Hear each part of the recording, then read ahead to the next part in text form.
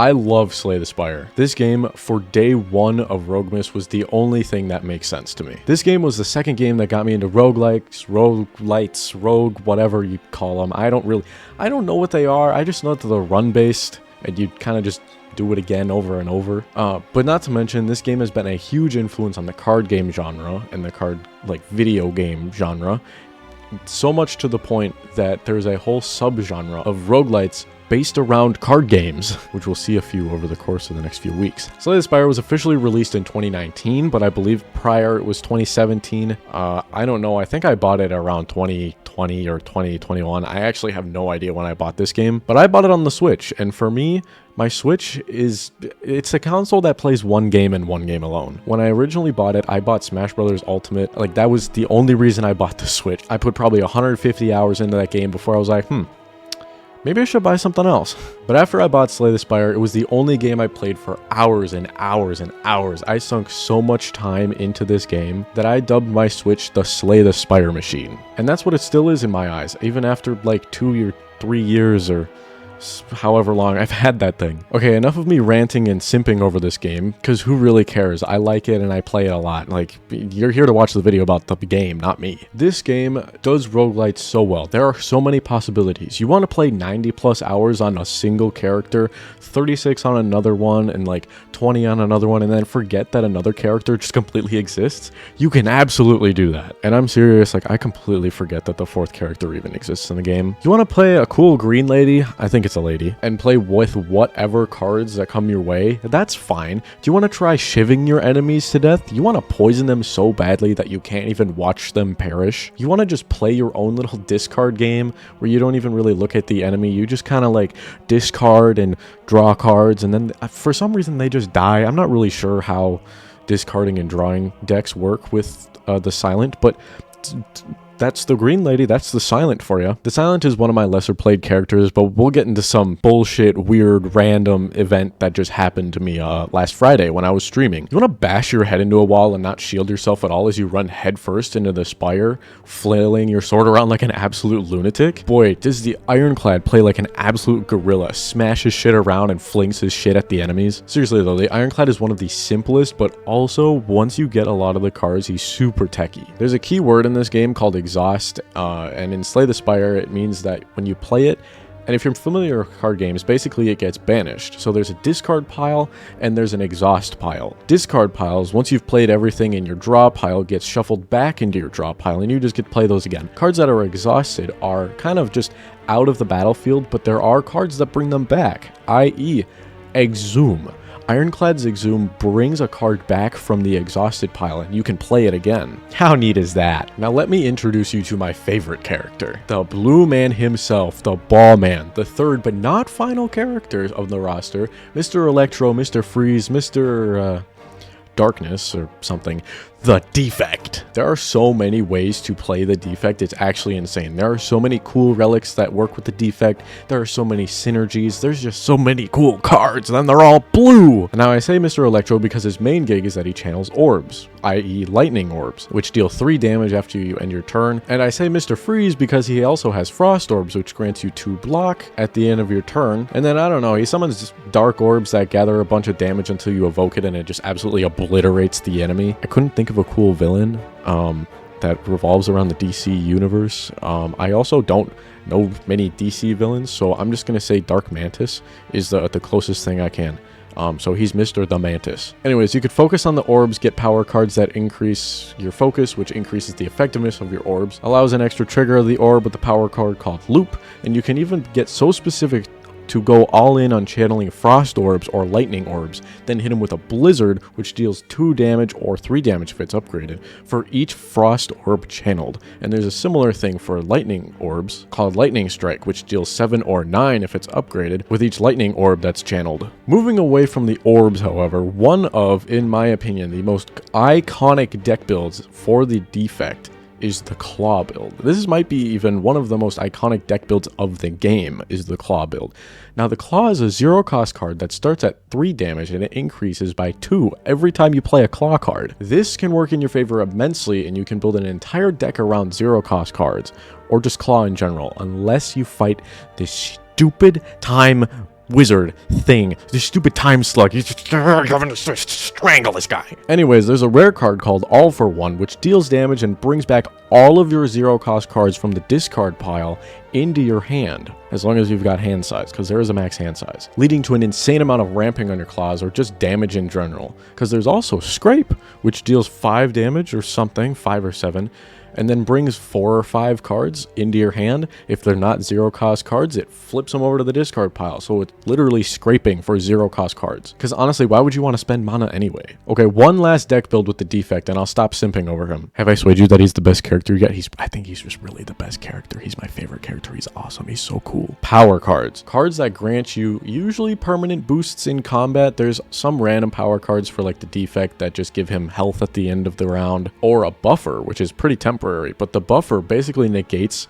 on-block damage. So if you were to take, I don't know, 56 damage from the second boss, you have a buffer. It's just gone, negated, all of it's gone. Now, the amount of power card relics and power card combos and synergies there are with not only the defect, but every single other champion in this game could get me talking for hours. But for the sake of time, I'll spare you the itty-bitty details. Just kidding, lightning round. Play a power card to get a power card every turn. Power card that makes your first card per turn get played twice, potentially 2 power cards for the price of 1. Get a new power card to add cards to your hand every round. Power card that gives you more focus. Power card that gives you more orb slots. Power card to channel a lightning orb every time you play a power card. Power card to gain 4 focus but start to lose 1 at the beginning of every round. Power card to channel 2 lightning and make it hit every single enemy. A relic that makes a card free when you play a power card. Another relic that heals you 2 HP every time you play a power card. And that's just a little bit of the ideal power card run. I love power builds. Okay, spotlight's over. Yes, I love the defect, but I need to get the show on the road, because I've got other roguelike games to play. Do you guys want me to tell you about the 4th character? Nah, we don't do spoilers here. The 4th character is basically, they're just unlocked after you beat Act 3, the final act with each character. I have the least amount of time on this character, but they are pretty cool. I just feel like there's a lot of brain power that goes into playing her, so I usually just stick to what I know, but honestly, I do like the Scry decks. Okay, I said no spoilers, like literally 30 seconds ago, but I streamed this game last Friday night, and I did a completely random run with the Silent, that one I was talking about at the beginning of the video, running a Shiv deck, right, on Ascension level 5, which, for those who don't know, Ascension level is started at 0 until you beat Act 3, then you unlock level 1, and then you beat level 1 to get to level 2, and so on and so on, but each level adds an extra, like, heat or hardness, difficulty tweak, whatever, to eventually level 20, which is the max, which adds extra bosses or something. I'm on level 19 with the defect, and whew, that's looking hard to beat. But kind of the ending of the game, I guess, is beating Act 4, the final true hidden boss. It's not really hidden, but beating that. And then also beating that on Ascension level 20, which sounds ridiculous. But in order to get to this secret Act 4, I'm going to let you guys in on a little secret. It's not really a secret, but, you know, whatever. You get these little keys, these little, like, things. Actually, hold on.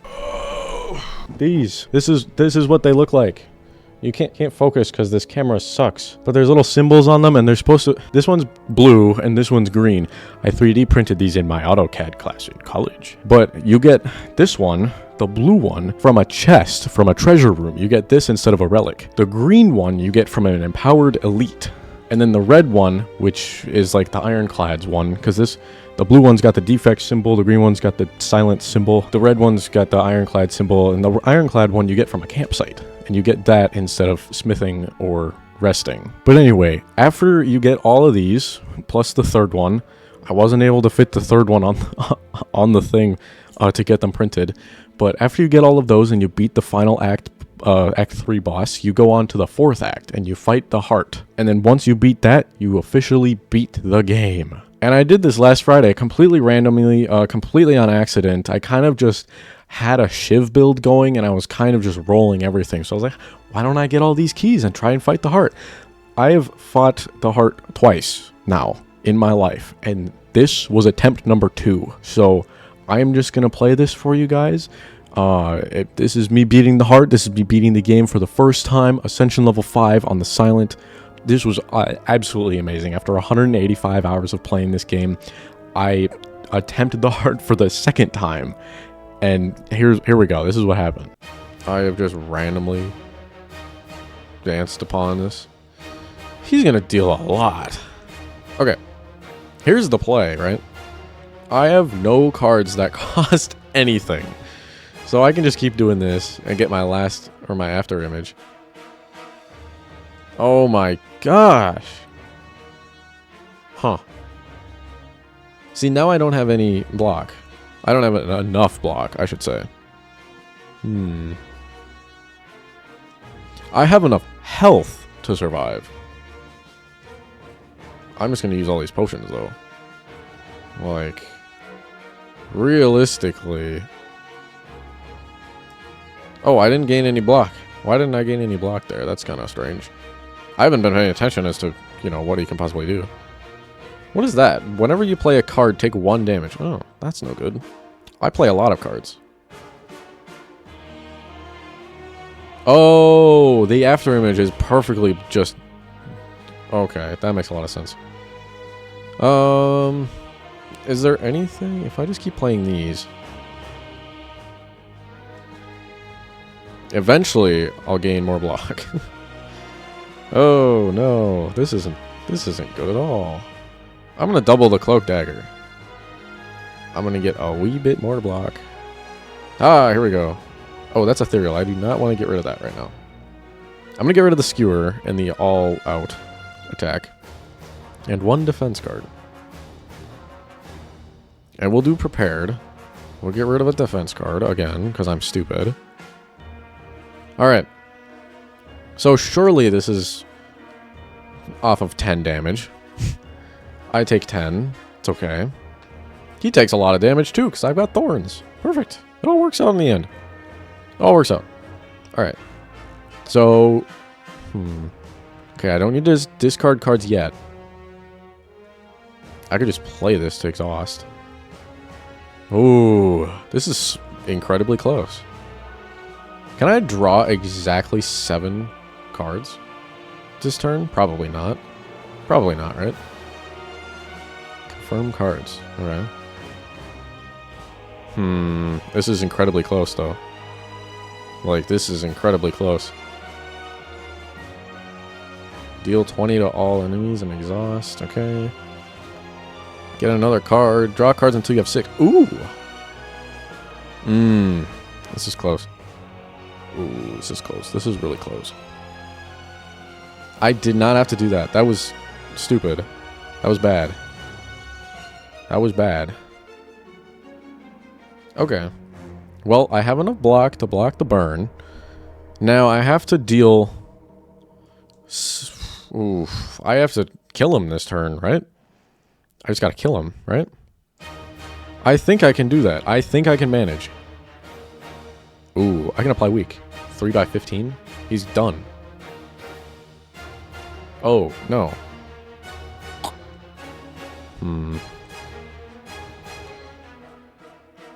Ooh, actually. I have just enough cards to make it enough. Oh, holy crap. I have just enough. Wait, he's dealing 0 damage and he's killing himself. No kidding. I have so many cards. 52 cards, and I'll kill him the poison. I'll just kill him the poison, baby. This is my first time beating the heart after 185 plus hours of playing this game.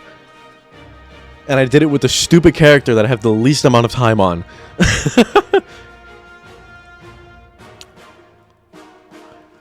There's stuff. I haven't seen these pictures before ever in my life. In the like 2+ years that I've been playing this game, I haven't seen these images. I've slain the Spire. It's been done. I've slain the Spire. Beta card art. What does that mean? Let's go! Shiv build cringe? Dude, crazy. James, you joined the stream literally as I beat the game. I somehow managed to do a random-ass Shiv build and get all of the keys to fight the heart, which I've only ever attempted 1 time. I do it on Ascension level 5 on the character I have the least amount of time on. Oh, roll credits. Here we go. That's it. That's the game. That's it. You watched the whole fight. Oh, shit. I mean, it was a 5-minute fight. Okay. If you're going to call the Shiv build cringe, I would say you're probably right. The silent is cringe. Got lucky? No shit. It's almost like it's an RNG-based game. Oh, now what? Has it been done? Has what been done? I mean, I killed the heart. I mean, I could do it again. The Spire sleeps. Fake game. Nice recording. You report me for cheating in a single-player game? Who am I? Dream? There's not even I'm not even speedrunning this game. And so shall I. What are you doing? Leaving? Okay, bye.